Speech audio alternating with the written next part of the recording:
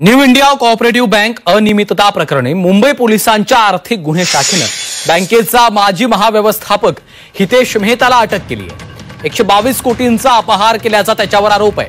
आपल्या ओळखीच्या लोकांना मेहताने 122 कोटी रुपये दिल्याचं सूत्रांकडून समजतंय। मेहताला आर्थिक गुन्हे शाखेत आणलं होतं, तिथे त्याची चौकशी झाली। कोरोना काळात ही रक्कम काढायला सुरुवात केल्याची कबुली हितेश मेहताने दिली आहे। मेहता हा खाते प्रमुख असल्याने बँकेची रोकड हाताळण्याची जबाबदारी त्याच्याकडे होती। तसंच जीएसटी आणि टीडीएस पाहणं सोबतच संपूर्ण खातं पाहण्याची जबाबदारी देखील त्याच्याकडे होती। मुंबईतील प्रभादेवी कार्यालयाच्या तिजोरीतनं 112 कोटी तर गोरेगाव कार्यालयाच्या तिजोरीतनं 10 कोटी रुपये गायब झाल्याचं सूत्रांनी सांगितलेलं आहे। जी केली असेल ती आरबीआयच्या किंवा नियमांच्या कायद्यांच्या चौकटीत केली आहे।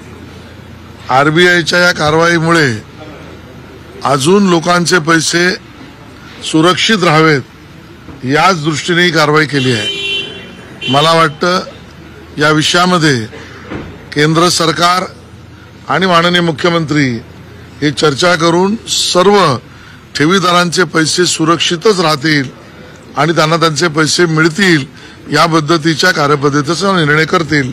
आपण त्याबद्दल निश्चित